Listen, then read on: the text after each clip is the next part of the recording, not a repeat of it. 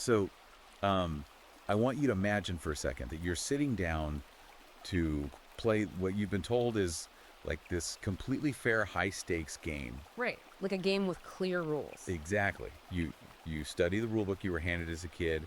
You train. You play honestly. You respect your opponent, and you operate under this assumption that if you just put in the effort, the system is going to reward you. Which is what we're all taught, right? Yeah, exactly.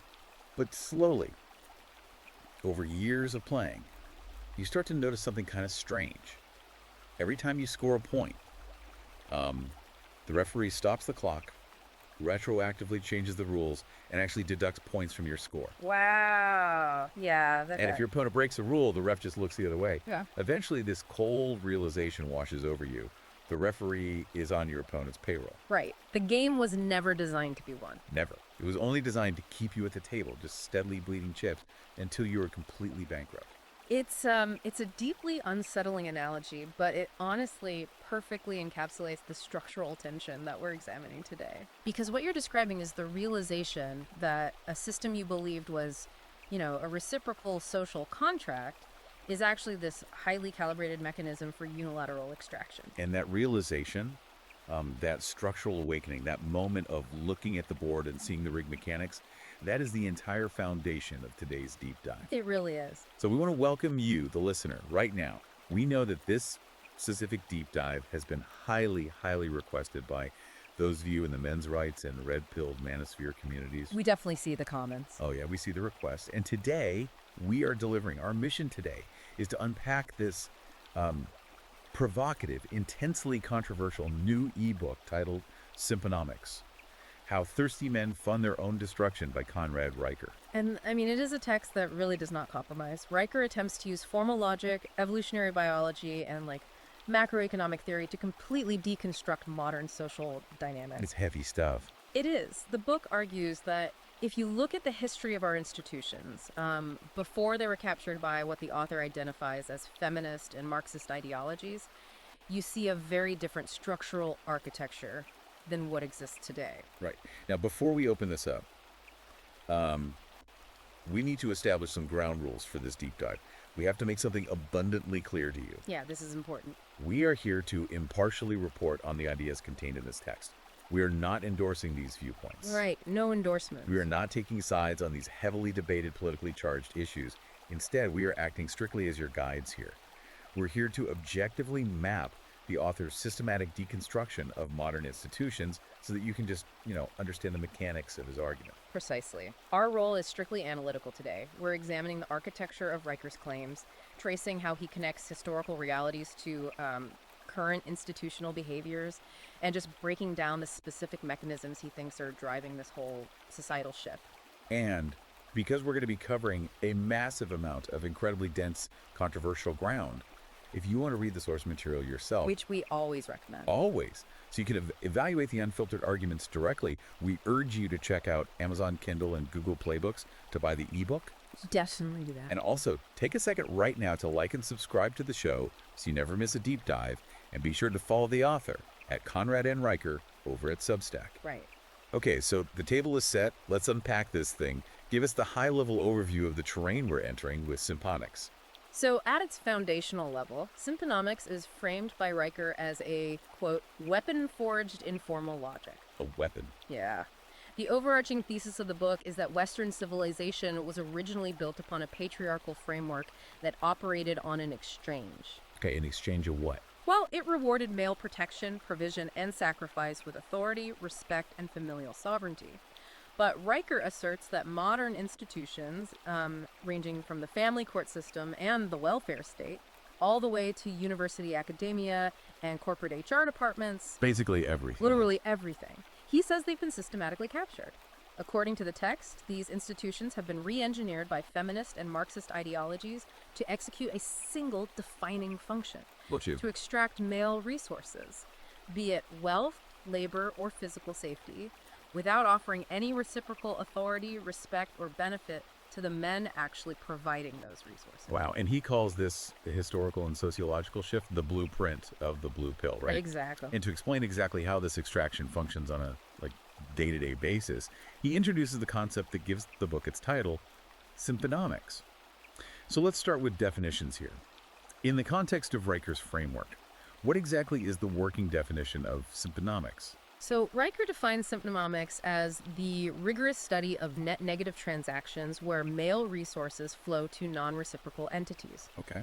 And he breaks down resources not just as financial capital, but as time, physical labor, emotional energy, attention. It's everything a man provides. Right. And the blue pill programming, as he refers to it, is described as this massive societal level Skinner box. Okay, let's pause and define that for the listener real quick. A Skinner box, named after the psychologist B.F. Skinner, is this apparatus used in behavioral psychology, right? Right, with the rats or pigeons. Exactly. You put an animal in a box and you condition it to press the lever. Sometimes the lever gives a food pellet, sometimes it gives a mild electric shock. Right. It's the science of operant conditioning, training a subject to perform a desired behavior through, like, scheduled rewards and punishments. Yeah. So, how does Riker map the Skinner box onto the socialization of young men? Well, Riker posits that society conditions young boys from the literal moment they enter the educational system. Really? That early? Oh, yeah. The conditioning teaches them that if they just play the role of the nice guy, if they constantly prioritize female comfort over cold logic, if they suppress their own biological instincts and needs, they will eventually be rewarded. So they're pressing the lever. Exactly. And the promised food pellet in this societal Skinner box is love, respect, sexual access, and, a meaningful place in society. Right. The book argues that generations of men have just been pulling this lever, suppressing their boundaries, and trying to be the ultimate accommodators. But, and this is the core argument of the book, right? The food pellet is never coming. Never. The promise is a cosmic lie. So if society is this grand Skinner box conditioning men into compliance, what's the exact mechanism of the trap at the interpersonal level? That's where it gets interesting. Because in my reading of the notes, the author points to a phenomenon that, almost every single guy has either experienced firsthand or watched a buddy go through. The friend zone. Oh yeah, the classic friend zone. Yeah. And he doesn't just frame the friend zone as an awkward social faux pas, he frames it as a literal economic dead zone. He does, and this is where Riker's application of economic theory to romantic and social dynamics becomes highly, highly analytical. Walk it through. He asserts that in the friend zone, a man's biological provisioning instinct is being actively parasitized. Parasitized. Yeah. Let's look at the mechanics of this transaction.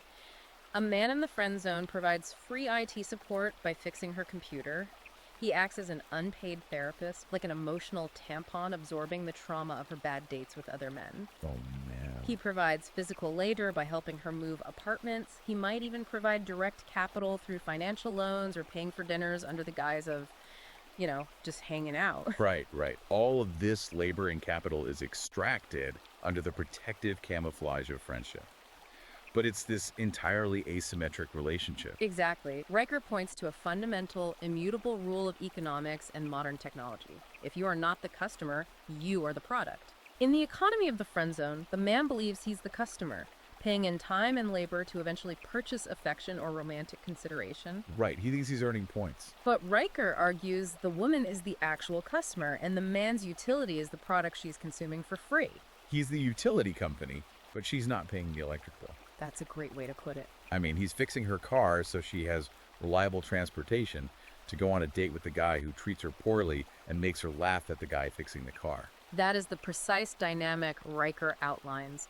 The book frames this as a catastrophic evolutionary mismatch. How so?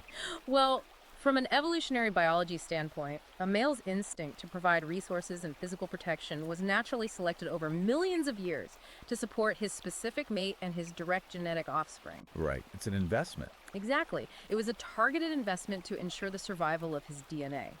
Riker argues that this instinct was absolutely not designed to subsidize unrelated females who are carrying the genetic material of rival males. That makes biological sense. He uses this very stark biological analogy. He compares the modern conditioned nice guy to a honeybee working itself to exhaustion to fill a hive that has been quietly invaded by wasps. Oh, wow. Yeah. The bee is still executing its biological programming, but the beneficiaries of its labor are entirely parasitic. And what's fascinating and honestly somewhat dark is that this systemic extraction, according to the text, doesn't just magically appear when people hit the dating market in their 20s. No, not at all. The author argues that the taming, the castration of male energy, begins in kindergarten. It does. Riker dedicates a significant portion of his analysis to the modern educational system. Yeah, let's dig into that. He points out that the natural biological energy of young boys, their innate competitiveness, their physical restlessness, their desire to establish dominance hierarchies, their propensity for rough and tumble play. Just boys being boys. Right. He says all of that is immediately pathologized in highly feminized educational settings. Let's look at the mechanics of that pathologization. Because 100 years ago, boys were outside doing physical labor, or in classrooms that accommodated rigid discipline, but also, allowed for the expression of physical energy. Exactly. Today, we put a 6-year-old boy in a sterile classroom, demand he sit perfectly still in a plastic chair for 8 hours a day, and when his biology rebels against that unnatural environment, we declare that he has a medical defect. And Riker cites specific data regarding this. ADHD diagnosis rates for boys are roughly 3 times higher than they are for girls. 3 times. Yeah. But Riker's argument is not that we are simply getting better at diagnosing a neurological condition. His argument is that these boys are not broken at all. Right. Rather, the modern educational system demands a docile, agreeable, feminine standard of compliance.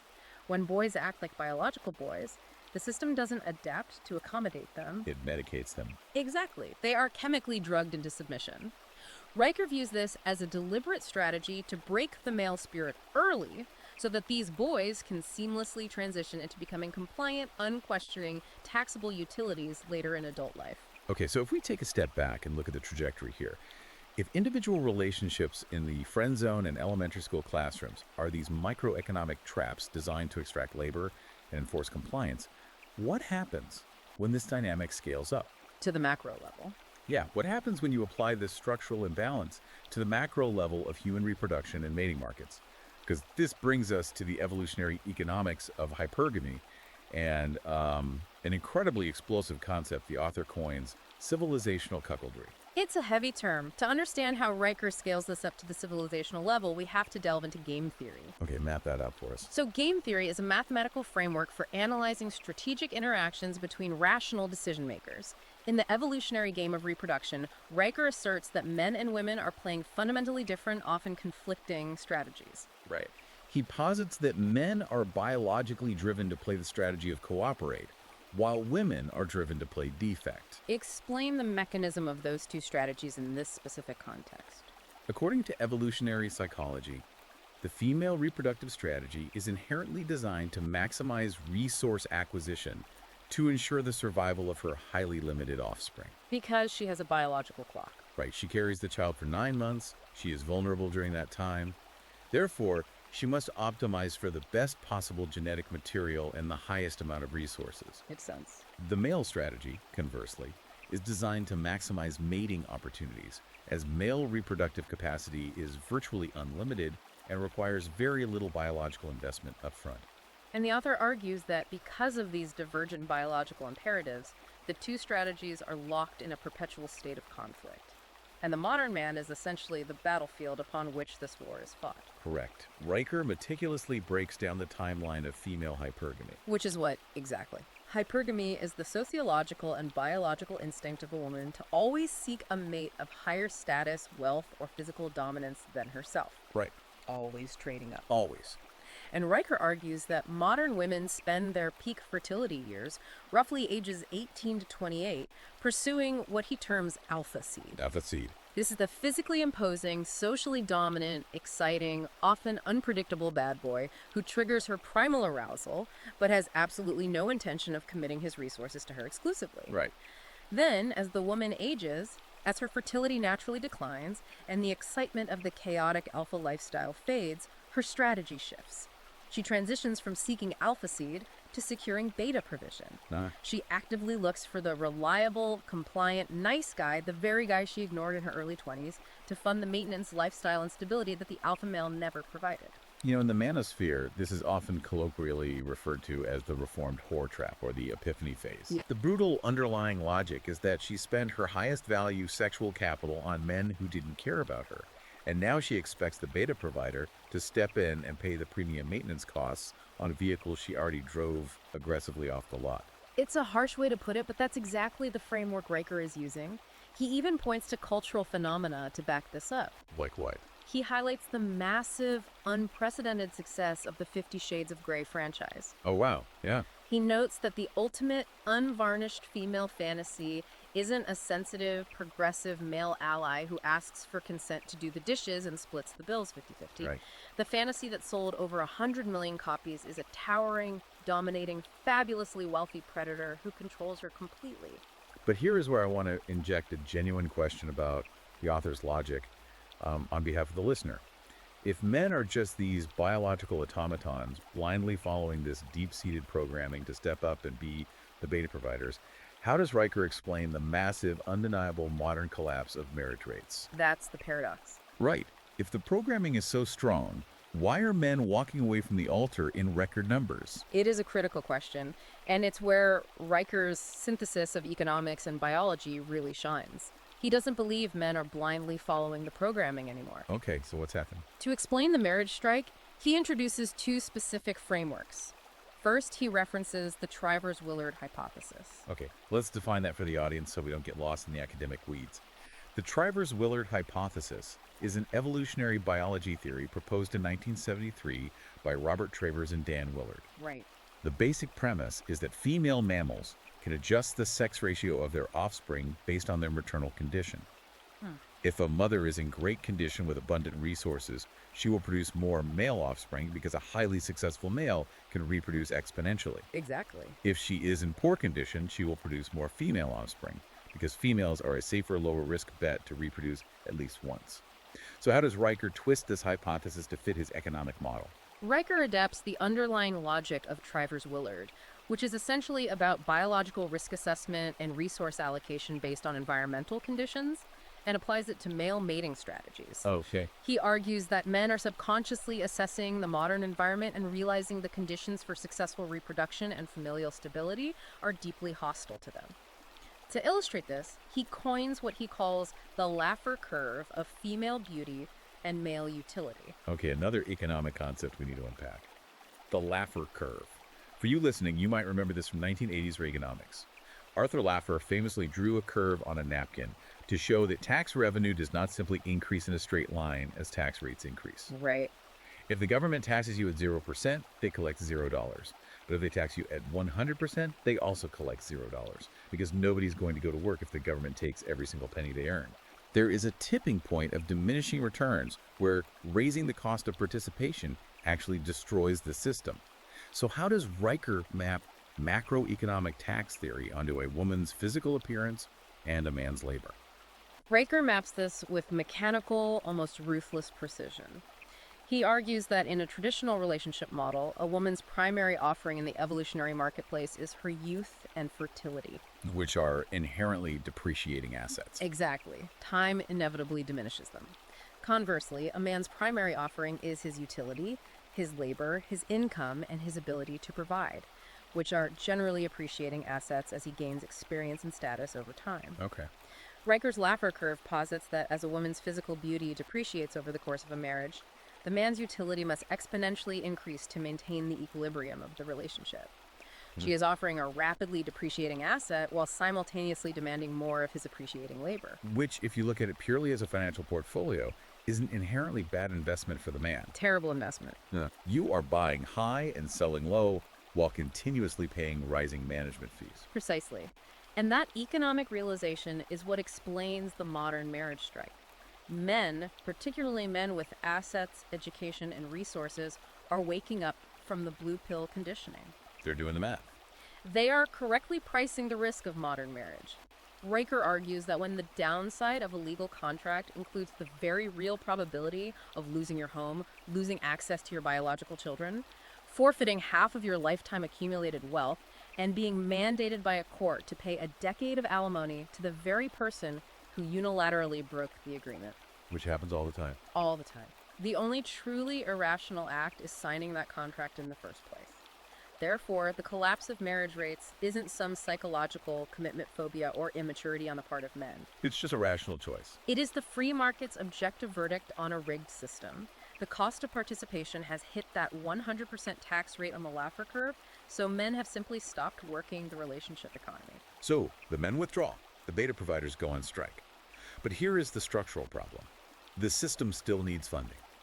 Civilization still requires massive amounts of resources to function, pave the roads, and keep the lights on. Right, the bills have to be paid. If the individual beta male looks at the contract, correctly prices the risk, and refuses to step up and be the wallet who takes his place, who funds the hypergamy? This is where Riker introduces the concept of the state as the ultimate simp. The ultimate thing. When the individual man refuses to play the role of the beta provider, the government forcibly steps in to act as a surrogate husband. How so? The book dives into stark, highly debated economic data to prove this point. Riker cites tax demographics indicating that men pay approximately 70% of the net income tax in Western nations, while women, as a demographic bloc, consume significantly more in government services than they contribute in taxes. Let's look at the exact numbers he brings to the table, because they are the linchpin of this economic argument. The specific statistic Riker relies on is that women consume roughly $1.23 in government services, welfare, healthcare subsidies, housing assistance, bureaucratic employment. Right. For every $1 they actually contribute in tax revenue. Men, on the other hand, receive only about 71 cents in services for every dollar they pay into the system. Let me stop you right there, because this is where the text gets incredibly aggressive. Riker argues that this statistical imbalance isn't just a quirky feature of progressive taxation. He calls it legal plunder. Yes, legal plunder. He likens it to a massive systemic bailout. If a bank makes terrible high-risk investments and goes bankrupt, the government bails them out using taxpayer money, removing the risk of failure. Riker says the state is doing the exact same thing with female mating strategies. Exactly. The state is extracting wealth from productive men at gunpoint, because taxes are ultimately enforced by the threat of imprisonment, to subsidize single motherhood and the fallout of female hypergamy. Yes, he argues that the modern welfare state artificially inflates the market value of women by completely removing the natural evolutionary consequences of their poor reproductive decisions. Explain that. Well, before the welfare state, if a woman chose to have a child with the exciting, unpredictable cad who abandoned her, rather than the reliable dad, she and her offspring faced severe existential poverty. Right, and that risk kept hypergamy in check. Today, if she makes that choice, the state steps in to guarantee her housing, her food, and her health care. This structural safety net allows women to ride what Riker crassly refers to as the cop carousel during their 20s, without any fear of the evolutionary consequences, knowing absolutely that the male taxpayer will serve as a heavily funded soft landing pad when the bill finally comes due. So the individual man refuses to be cucked in his personal life, but he's essentially cucked at the macro level by the government. That's his argument. He is legally forced to fund the very welfare system that makes his own traditional role as a provider completely obsolete. It's a brilliant, terrifying mechanism if you view it through his lens. But we have to ask, how is this massive extraction actually enforced? It's not just cultural. No, because it's not just societal pressure or a cultural shift. It's codified into the hardest laws in the books. Let's transition into the legal architecture of this system. Let's look at the family courts and this chilling concept Riker calls male disposability.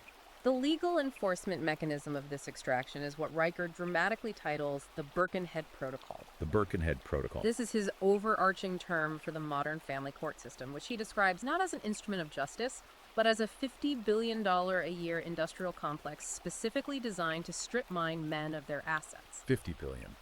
He anchors this argument in data from the American Sociological Association, which shows that a staggering 70 to 80% of all divorces are initiated by women. And Riker's argument is that this massive disparity isn't because men suddenly became terrible, abusive husbands over the last 40 years.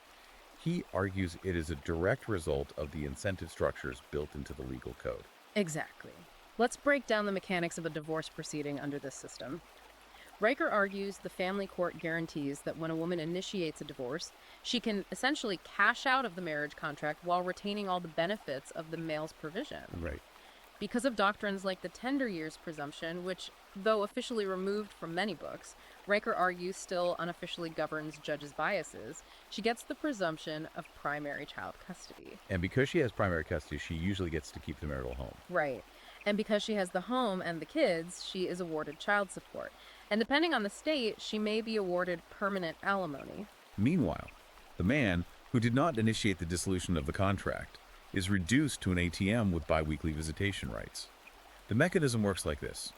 He is physically evicted from his own home, separated from his biological children, stripped of half the wealth he built, and yet he is legally bound under threat of imprisonment to continue his daily labor to financially support a household he is no longer permitted to live in. It's incredible. If you map that onto a corporate contract dispute, it would be considered extortion. It is a flawless, legally unassailable extraction machine. The Duluth model of domestic violence, which Riker touches upon, further tips the scales. Oh yeah. Let's talk with the Duluth model. Originating in the 1980s, this model operates on the presumption that domestic violence is an extension of patriarchal control, meaning the man is almost always assumed to be the primary aggressor. Right.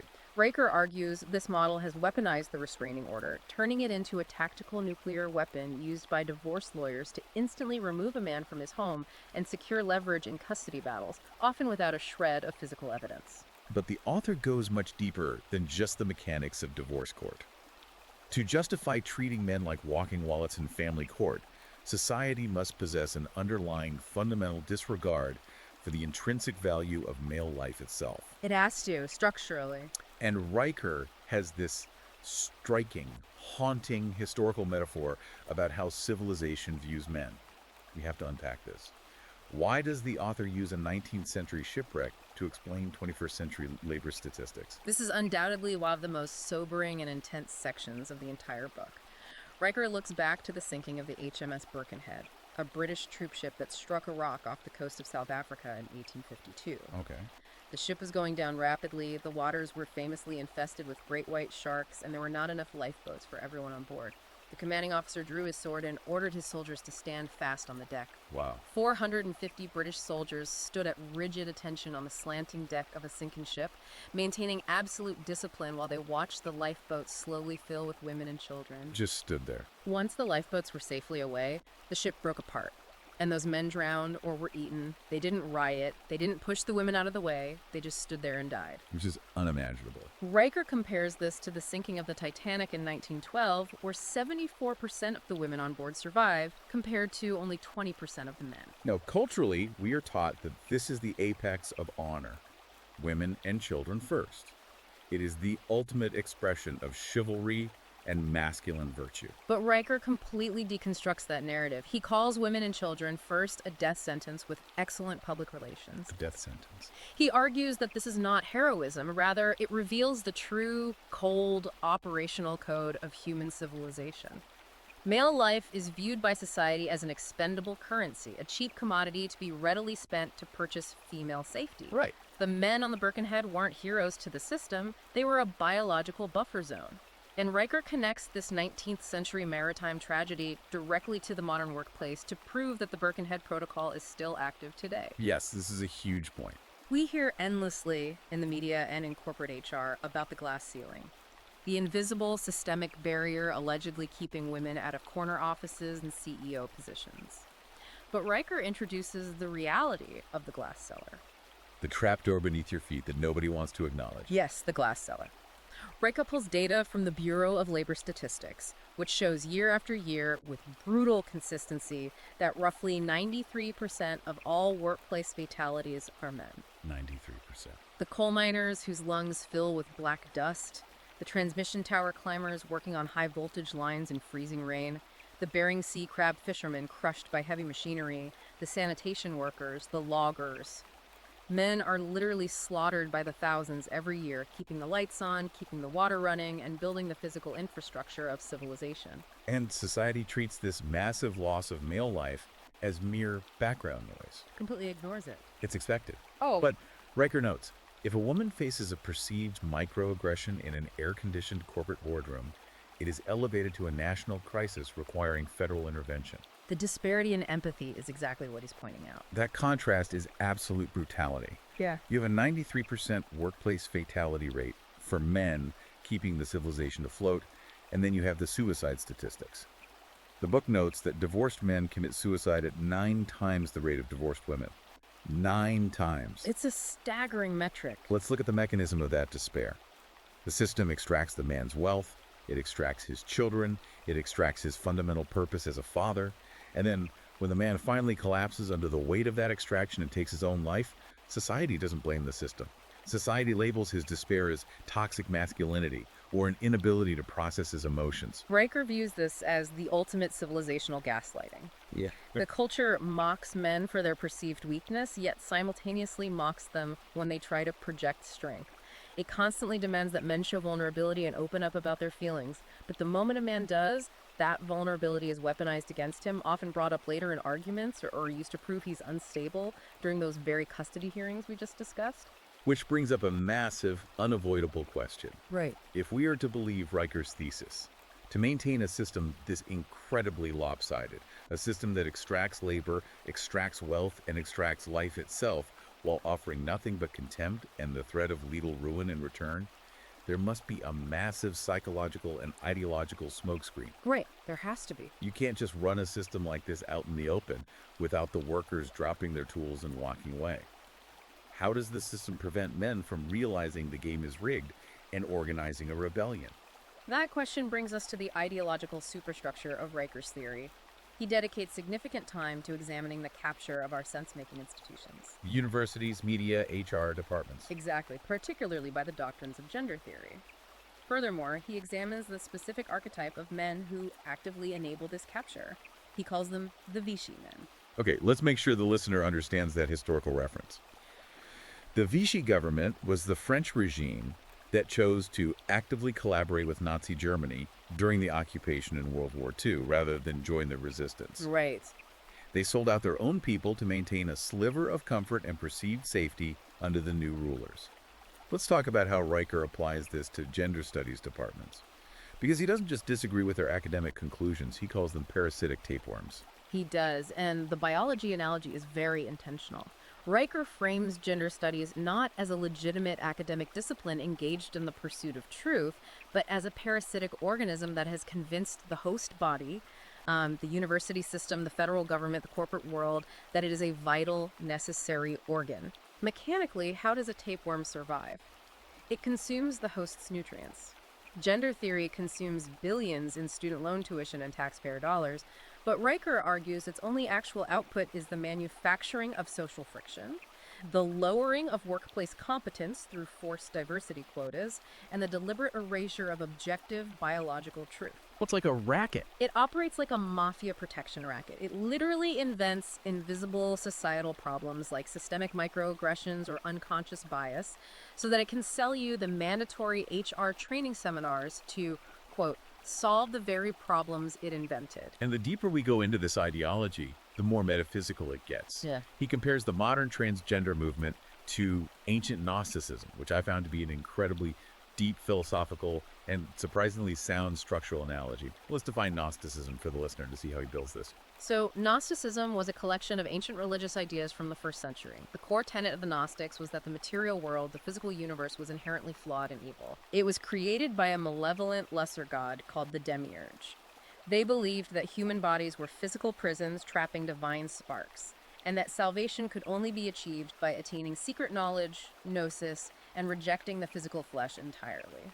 And Riker argues that the trans movement is simply Gnosticism resurrected, but instead of ancient scrolls, it uses surgical scrubs and hormone blockers. Exactly. Riker argues that gender theory teaches a profound hatred of biological reality and the material body. It posits that your physical, biological sex is merely a meat prison assigned at birth, and that your true divine self is an invisible internal gender identity. Yeah. It promises psychological and spiritual salvation through the physical mutilation of the flesh and the chemical sterilization of the reproductive system. Riker frames this not as a civil rights movement, but as a massive cultural and theological tantrum, a rebellion against the logos, a rejection of the fundamental constraints of nature and reality itself. But here is where I want to provide some genuine pushback, or at least look at the human element that seems contradictory. If this system is so obviously hostile to male existence, if it's a tapeworm destroying the host, why do we see so many men enthusiastically marching in the streets supporting it? Right. Why are there so many male academics writing papers defending it? Riker has a whole chapter dedicated to this demographic, the male ally or the mangina. Yeah. Riker views the male ally with a mixture of absolute pity and profound contempt. These are his Vichy men of the gender war. How does he explain them? Riker explains their behavior through the economic principle of the sunk cost fallacy. These men have invested so much of their identity into being good, progressive men.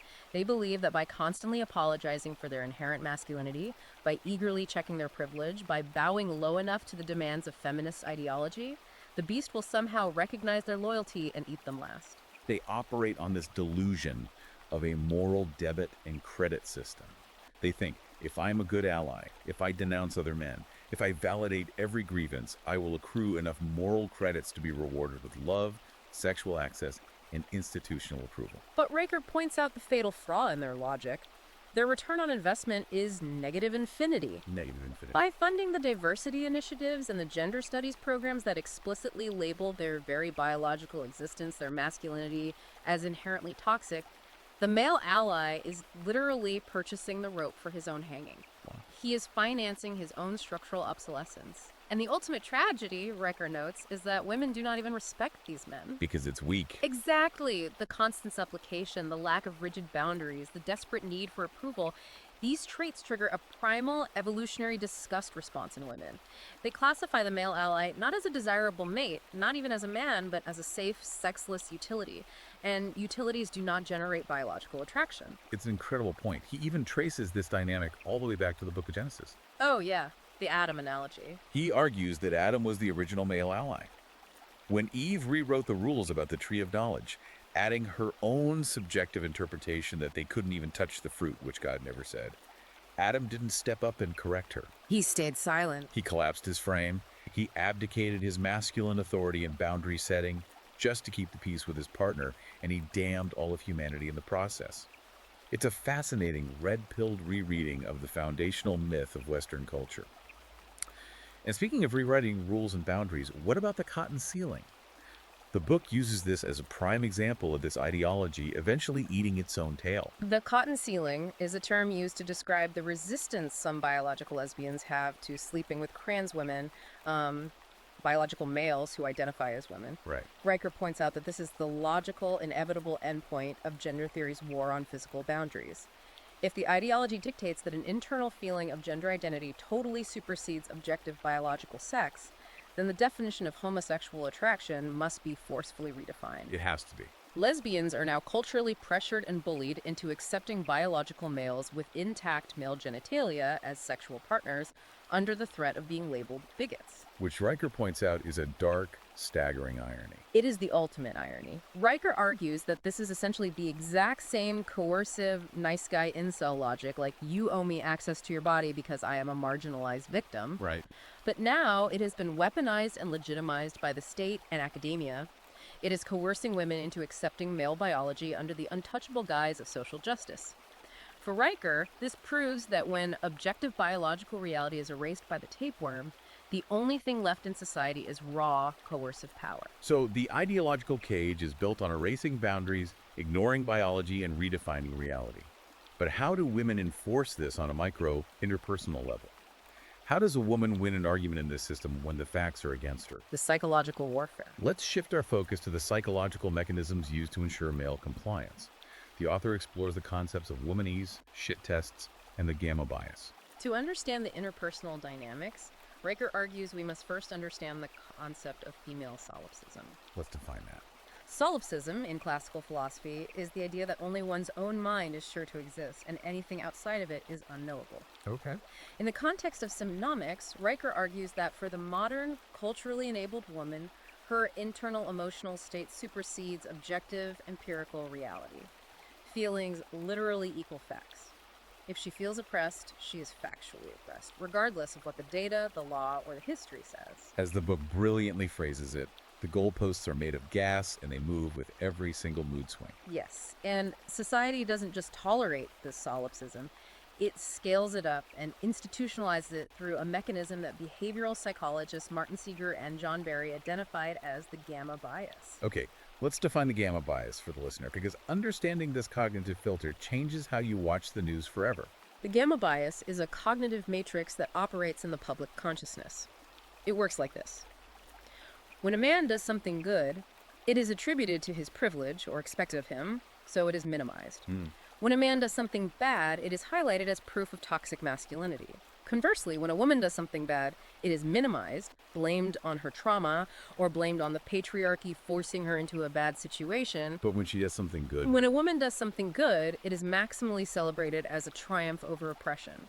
It is a biological and cultural filtering system that ensures society always defaults to viewing women as innocent victims and men as inherent perpetrators, completely regardless of the actual circumstances. okay, I have to bring up a specific example Riker uses because it perfectly illustrates this matrix. Right. He brings up the Amber Heard and Johnny Depp defamation trial. Right. He uses this highly publicized celebrity circus to make a very specific, deeply academic point about network defense mechanisms.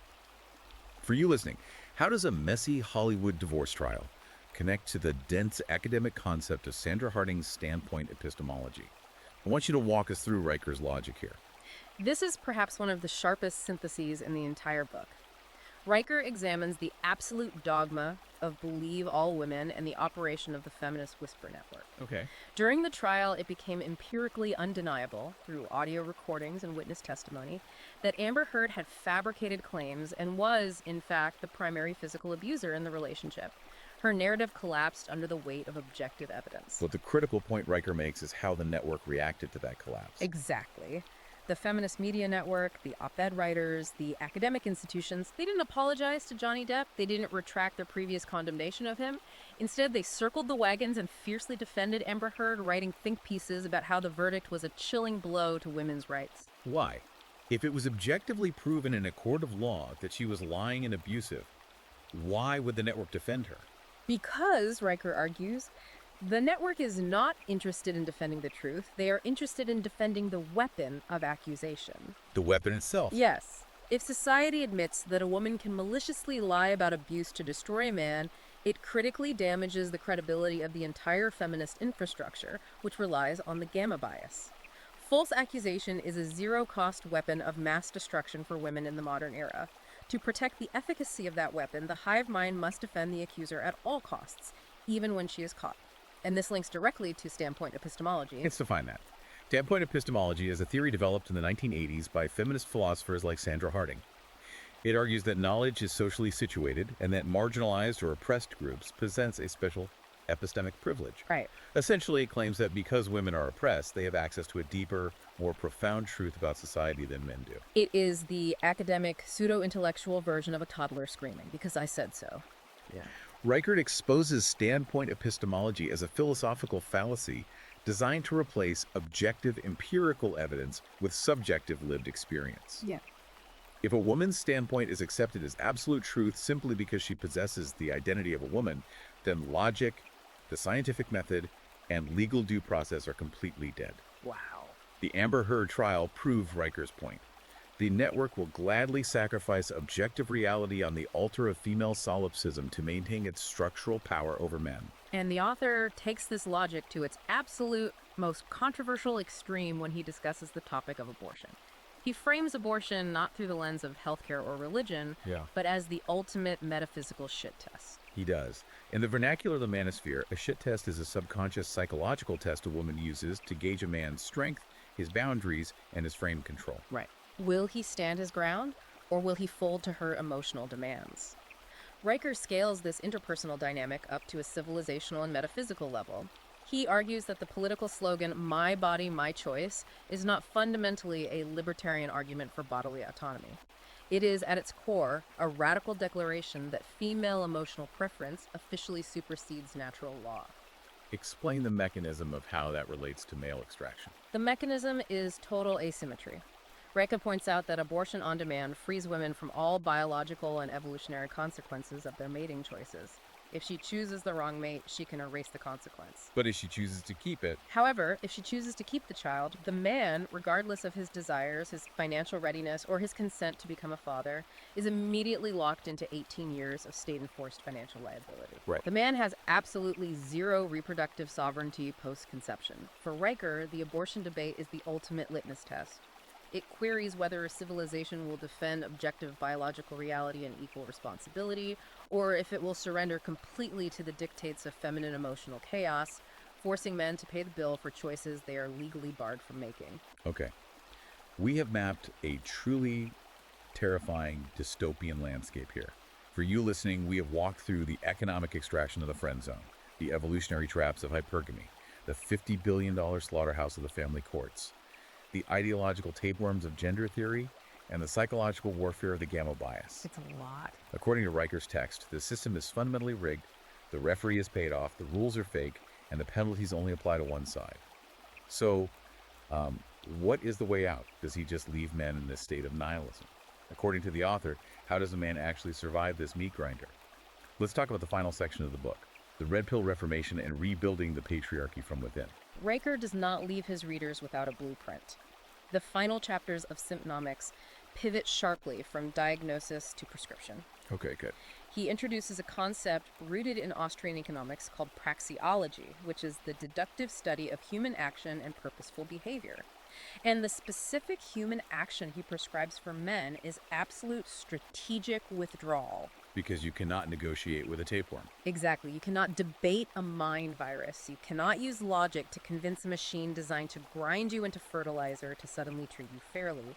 The only rational response, the only way to defeat the parasite, is to quarantine it. Right. And you quarantine it by systematically starving it of your resources, your labor, your capital, and your attention. He uses this incredible historical analogy that I want to explore. He talks about the Roman monks during the collapse of the Roman Empire in the 5th century. It's a monastic retreat. Yeah. When the barbarian hordes were invading, sacking the cities and burning the libraries, these monks didn't stand out in the open fields trying to debate the Visigoths about the merits of classical philosophy. They didn't try to vote their way out of the collapse. No, he didn't. They executed a strategic, calculated retreat. They went behind thick stone walls. They copied the texts. They preserved the hard-won knowledge of Western civilization, and they simply outlasted the collapse of the empire. So if we apply that analogy to today, what does monk mode actually look like for a guy living in the 21st century who has to pay rent and buy groceries? Monk mode, in the modern actionable context of Riker's book, is the rigorous implementation of MGTOW principles, men going their own way. Okay. It is not about hiding in a basement. It is about the strategic, calculated withdrawal of your utility from the gynocentric system. First and foremost, Riker advises extreme, uncompromising avoidance of the legal contract of marriage and even cohabitation. Wow, even cohabitation. He specifically warns men to never cohabit with a woman in jurisdictions that operate under the Duluth model of policing, because the legal presumption of guilt makes your own home a trap. He actually gives tactical advice on this. He says if you must have a partner over, you need to install security cameras in the common areas of your own home to protect yourself against the weapon of false accusations. He does say that. To a blue pill observer, that sounds like clinical paranoia. Right. But under Riker's framework, it is treated as basic, necessary risk assessment. It is entirely risk assessment akin to buying fire insurance. Beyond romantic withdrawal, he outlines a comprehensive strategy for financial fortification. Since the state, the ultimate simp, wants to extract your wealth to fund the system, you must legally structure your assets beyond judicial reach. He advocates for men to educate themselves on the use of limited liability companies, irrevocable trusts, and corporate entities. The mantra is assets in your name alone. You do not share joint accounts. You do not commingle funds. You build defensive financial architecture so that if a legal strike occurs, there is nothing for the Birkenhead Protocol to extract. And on a personal, physical development level, the author places a massive, almost spiritual emphasis on the gym. Huge emphasis on the gym. He frames the weight room as a sacred, untainted space. Why is the gym so central to his philosophy of resistance? Because the physical body cannot lie, and the cold iron does not care about your politics or your feelings. Riker points out that when you load a barbell with 315 pounds and attempt to squat it, no amount of feminist theory, no gender studies professor, and no amount of standpoint epistemology can deconstruct that reality. You either move it or you don't. You either have the physical strength and discipline to move the weight, or you are crushed by it. Gravity treats all men with absolute ruthless equality. Riker argues that this physical discipline metaphysically anchors a man's mental discipline. The gym is a space where objective reality reigns supreme, offering a daily physical antidote to the gaslighting and solipsism of the modern world. It's building the stone walls of the monastery, but you are building them out of your own physical and mental competence. But he makes it clear that it doesn't end with just individual isolation. He doesn't want men to just be lonely, muscular monks hoarding their money. He calls for the active rebuilding of fraternal orders. Yes, and this is a crucial community-focused part of the way out. Riker points out that historically, organizations like the Freemasons, the Elks, and various guilds provided massive networks of mutual aid, hospitals, life insurance, and mentorship for men completely outside the purview of state coercion. Men took care of men. Exactly. Men took care of men. He argues that the state systematically sought to dismantle and infiltrate these male-only spaces because isolated, atomized men are easily controlled and taxed. But networked, independent, highly competent men operating outside the system are a direct existential threat to the regime. He talks about creating what he calls digital foxholes. Exactly. Since physical spaces are constantly under threat of anti-discrimination lawsuits, the modern fraternal order must utilize technology. He advocates for using encrypted communications, pseudonymous forums, and protected, invite-only signal channels to share hard-won knowledge, legal strategies, and financial advice without any institutional intermediation or HR oversight. It is about rebuilding the patriarchy. But he redefines patriarchy not as a system of societal oppression designed to hold women down, but as an internal fortress of logic, competence, and unbreakable brotherhood. The ultimate prescription is this. You stop simping for the void. You withdraw your resources from the tapeworm. You fortify your mind and body. And you build parallel, uncancelable structures with other awakened men. So, to summarize this incredibly intense, expansive deep dive, Conrad Riker's Simpnomics is a comprehensive, logically aggressive mapping of how modern institutions have been entirely re-engineered to extract male resources, wealth, labor, and even biological life, while offering zero reciprocal value. Zero. It argues that the historical blue pill social contract is null and void. It posits that the welfare state is essentially a massive simping operation funding female hypergamy, and that the only rational mathematical response for a man who wants to survive is the red pill strategy of strategic withdrawal, financial fortification, and a return to objective masculine logic. It is a profound systemic rejection of the current social order. It is a demand that men stop acting as disposable utilities for a system that hates them, and start acting as sovereign individuals operating in their own rational self-interests. Which leaves us with one final, deeply provocative thought to ponder, based on the author's economic analysis.